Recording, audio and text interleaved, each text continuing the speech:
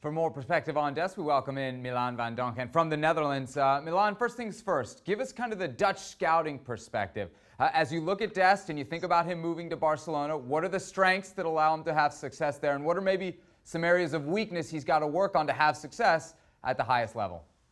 Yeah, good to be in your show. His strengths are definitely his skills. He used to be a winger in the youth academy. So he played right wing, left wing. And later in his career, he's only 19, but when he was 17 or 18, he moved to right back. So he has the skills. He is a winger from his nature. So he can pass, he can run quickly, he can dribble.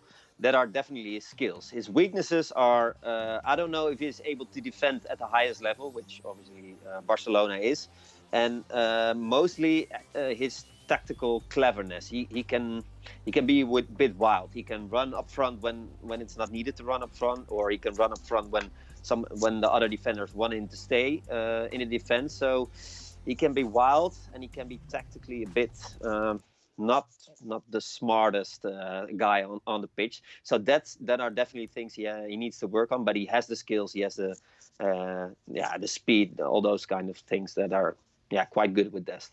Milan, you're worried about his tactics and his defending. I'll remind you, Barcelona's had some issues in those categories, 8-2 against Bayern Munich. There were other clubs interested, PSG, Bayern Munich, just to name a few. Is Barcelona the right move for him? I don't know. I think for him personally it is, because Semedo left and there's no big player at right back at Barcelona at the moment. So I think his amount of playing time will be bigger than at Barcelona, where you have Pavard and maybe Kimmich as well. But from a Barcelona point of view, I think Koeman knows. He's a Dutch coach. He knows them quite good. So he will probably work on his tactical smartness and cleverness. So I think he can really make big improvements on that. But for Barcelona, I think it can be quite risky to play loads of matches now with Dest in the starting 11. But we'll see. I wonder what's been the reaction around Ajax. This is a player they got relatively, in the current market, big money for, who 18 months ago was a no-name. Nobody heard of him. He was squad depth. They must be pretty happy about the business done here. Yeah, it's a strange story. Indeed, as you said, a year ago he made his debut, and we all didn't know him, and he came out of nothing, because in the youth he wasn't a really popular player. He wasn't a big player. He was a really strange guy in the youth. He had some problems with his coaches, and he moved to a satellite club of Ajax. So he never was the big name, and all of a sudden last year he was there and he was playing really good. But the strange thing as well, now he's a substitute at Ajax. Noussair Mazraoui, who's playing right back now at Ajax, he's better at the moment. So they're selling a substitute to Barcelona for around 20-25 million, which is a really strange situation. So Ajax is sad.